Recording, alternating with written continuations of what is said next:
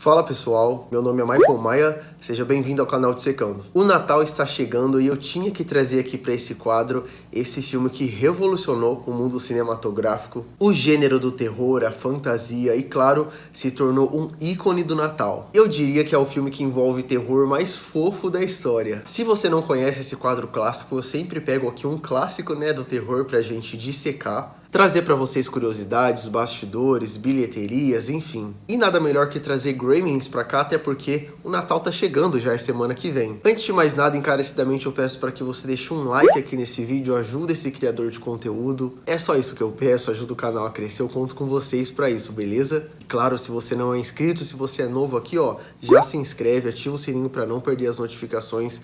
Aqui o assunto é só terror, principalmente os clássicos. E lembrando que você pode ser membro aqui do canal, se você quiser e puder, obviamente, contribuir ainda mais com o crescimento do canal, o link tá aqui embaixo na descrição. Mas então, bora dissecar Gremlins. Gente, eu me lembro a primeira vez que eu assisti Gremlins e demorei ainda, eu aluguei em DVD, já tava na época do DVD. Mas assim, eu me apaixonei loucamente a primeira vez que eu assisti. Pra mim é um filme obrigatório, eu vejo todo Natal, é tradição aqui em casa. Sinopse basiquinha aqui do filme. No Natal, um inventor presenteia seu filho com um bichinho de estimação nada comum, um monstrinho chamado Gizmo. Porém, tem algumas condições, ele não pode ser exposto ao sol, nem à água e nem ser alimentado após a meia-noite. Prático e inteligente, ele conquista a criança, mas acidentalmente acaba se molhando e produzindo 5 grotescas criaturas. Que trama, hein? Bom, o filme ele foi lançado em 1984, com certeza foi um grande sucesso do ano, o qual foi produzido por Steven Spielberg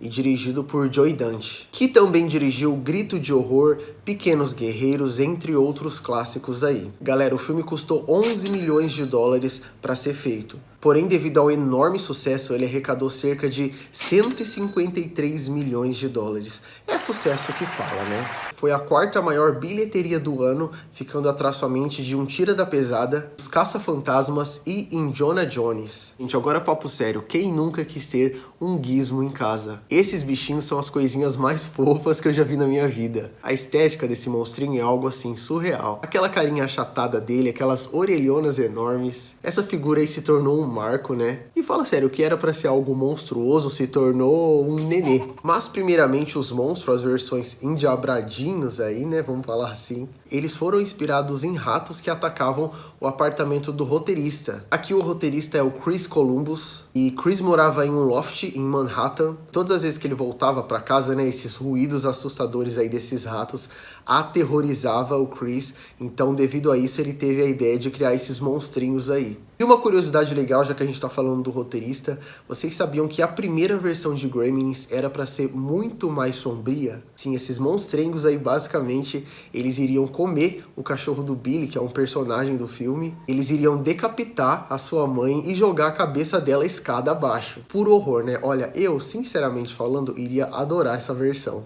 Porém, contudo, o diretor Joe Dante, o Steven Spielberg, e a Warner também, eles resolveram trazer uma versão menos sangrenta. Um dos atores principais aqui do filme é o Corey Feldman. Na época era praticamente uma criança ainda, um jovenzinho ali. Com certeza você se lembra, ele participa de Os Goonies, Ele faz o personagem Bocão. Em ambos os filmes o Corey interpreta um personagem aí descolado. E ambos os filmes são produzidos também por Steven Spielberg. Aliás, foi Gremlins que abriu as portas pro Corey trabalhar aí em Os Goonies. Repetindo aqui, é sucesso que fala. Gente, o que eu mais gosto em Gremlins é que ele é um terror totalmente sessão da tarde, Aqui em casa eu fiz os meus sobrinhos se apaixonarem por Gremlins. Tanto como eu falei, a gente assiste todo Natal, é uma tradição mesmo. É assim, Gremlins e Esqueceram de Mim. E uma coisa que eu gosto muito desse filme também é a capa, é o pôster promocional, o primeiro que saiu. Gente, ele tem um ar misterioso, tão foda. A gente tem um personagem aí segurando essa caixa, Só os bracinhos do monstrinho saindo aí, e os olhinhos piscando. A gente não vê realmente como é,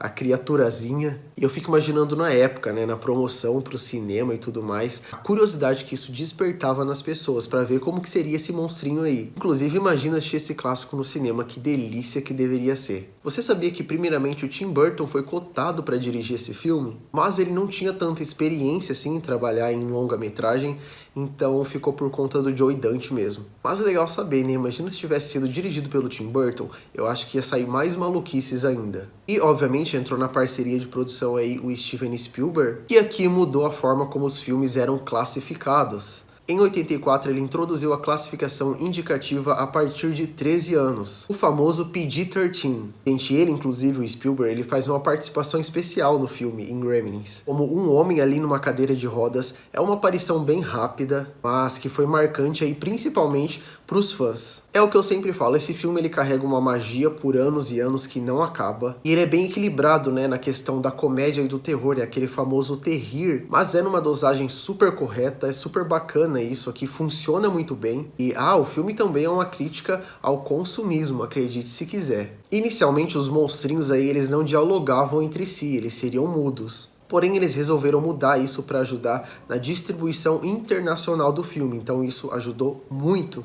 E falando nos gizmos aí, né, nos bonecos, como na época não havia muita tecnologia, os bonecos eram todos fantoches, gente, era assim, animatrônico mesmo, aquela coisa robótica, sabe? E isso dá muito mais realismo e a produção foi assim, excelente. Todos os movimentos dos bichinhos aí são perfeitos. Os bracinhos, os olhos piscando, a boca, gente, tá tudo assim, ó, sensacional. O pessoal da produção dizia que pareciam que eles estavam jogando videogame ao dar vida pros gizmos. E não parece, mas dava um trabalhão, viu, dar vida pra esses bonecos aí. E precisava de uma grande equipe por trás para trazer os movimentos reais dos bonecos, né, para mexer os bracinhos, as perninhas, os olhos piscando, como eu falei. E olha essas imagens de bastidores, a grande equipe para fazer tudo isso acontecer. Então assim, dava trabalho e é muito legal ver que tudo era feito manual, né, gente? Longe de qualquer tipo de efeito de computação gráfica. Gente, no set, assim, ó, era milhares de bonecos, milhares mesmo, como vocês estão vendo aí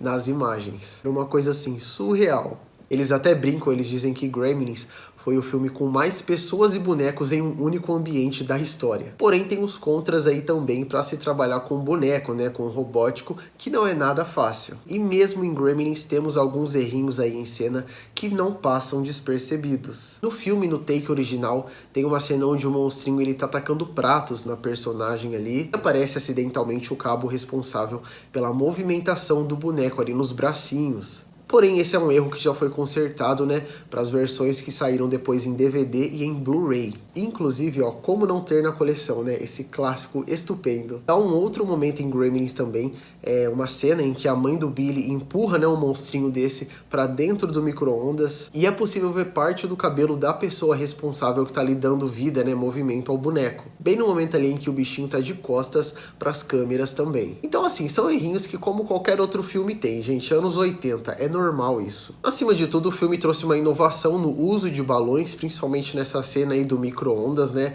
É usado balões nessa explosão, né, que acontece no micro-ondas, mas obviamente não dá pra perceber. E, gente, em Gremlins, qual é a cena preferida de vocês? Eu confesso que eu tenho várias, mas a primeira vez que o Gizmo é molhado, né, a primeira vez que cai água nele ali, o personagem Pete derruba um copo nele, né, e ele começa a se reproduzir, vamos falar assim, dar cria, melhor ainda, né? Vários outros gizmos vão surgindo ali e depois aparece até o Pete contando, né, quantos tem. E é muito amor por essa cena, gente, eu não dou conta dessas fofurinhas aí não. Tem um momento muito épico do filme também, onde as criaturinhas vão no cinema e o que eles estão assistindo? Branca de Neve e os Sete Anões. E, gente, não é à toa, os monstrinhos eles começam a cantar a música tema, né, de Branca de Neve. Se você assistiu, você deve se lembrar. E se você parar pra pensar, os monstrinhos eles têm as mesmas características dos anões. A gente tem o Zangado, a gente tem o Mestre, a gente tem o Dengoso. Então, assim, eu acho que serviu de grande referência pro filme. E, cara, Gremlins é um sucesso até hoje, isso não tem nem discussão. É um dos filmes de terror que mais influenciaram outras produções que vieram pós, né, 84. E dentre muitas produções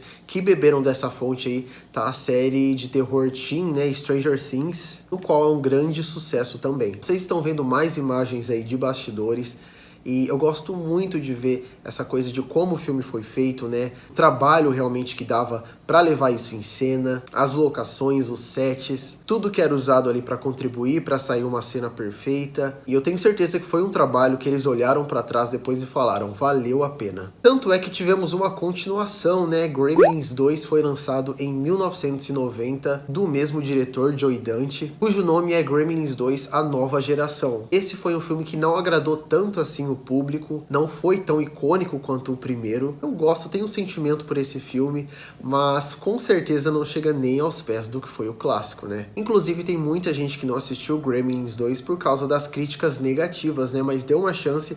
É legal se você gostou do primeiro pra ver essa continuação aí. Pra que lado foi o filme, né? Eu acho que vale a pena dar uma conferida sim. E como eu falei, pra mim Gremlins é um filmaço. Ah, esqueci de comentar que a trilha sonora fenomenal fica por conta de Jerry Goldsmith também, né? E definitivamente pra mim não é um filme infantil. Ele é um filme de terror com muitas censuras, obviamente, mas não deixa de ser terror. Ele é divertido, ele é caótico, em um equilíbrio perfeito. E assim, cada ano que passa, cada ano que eu reassisto, pra mim fica melhor ainda. Eu acho que muito disso vem do uso dos efeitos práticos mesmo, né? Que a gente comentou aqui da robótica, do animatrônico, como tudo foi muito bem executado. Que assim, ele entrega o que ele promete, ele consegue te prender ali do início ao fim, pelo menos aqui comigo foi assim. E vocês, o que vocês acham de Gremlins? Quando foi a primeira vez que vocês assistiram? Me conta aqui embaixo. Se vocês assistem também todo Natal, como eu falei, pra mim é tradição, pra mim é muito gostoso trazer esse filme aqui no quadro Clássicos, né, pra gente dissecar, é muito bom reviver tudo isso, relembrar esses bastidores, como é que foi feito, e só deixou aquele gostinho de quero mais, o que é bom,